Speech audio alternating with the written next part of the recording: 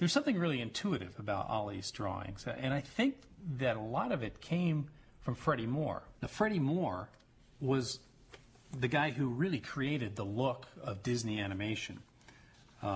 He did it intuitively. It just came out of him. He added the cheeks to Mickey Mouse and that squash and stretchiness to the dwarves. And these drawings right here are Ollie's. These are some centaurettes that Ollie drew from Fantasia, and which has got a very Freddie Moore-like feeling. Freddie was the expert at drawing these girls. But you can see just the way the shoulder kind of arcs as she leans in, as they put some rouge on her cheeks, and then she starts to tilt back. And it's this beautiful S-curve flow. It's something that Freddie Moore kind of planted in Frank and Ollie and Milt and all the great animators. It's really his thumbprint on all of Disney. All these drawings have a real life to them. When you look at them, they squash and they stretch, and in such a plastic kind of a way. And when I look at all these drawings, they're rich. Like you look at this scene of Todd for the Fox and the Hound. You can feel how that character washes and stretches. The forms are so pliable. It's like there's a lot of calories in these drawings. I mean, I feel like I get fat just looking at them. You know, I love drawings like that. That's why I love to draw. It was very easy working with Ollie because I found a kindred spirit in him. Somebody who finds that the pencil feels like it has nerve endings at the end of the point.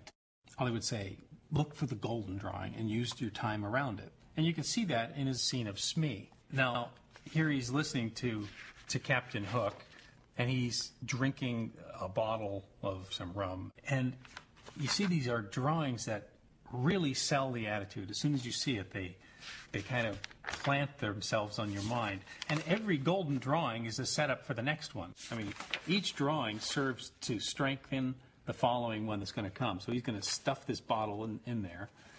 And then it's a nice anticipation before he's going to slam the lid shut. And bam, he shuts it. And there's this very kind of dim-witted, sort of a silly little look of Smee. Now, Ollie was telling me that this character was a tougher character for him to animate because Smee was not a guy that thought deeply. Smee was very superficial kind of a character. And Ollie said he was one of the most difficult characters to animate. And when I think about it, I understand why, because Ollie thought really deeply about his characters. I mean, he had to enter way down under the skin to relate to them and to animate them with his heart.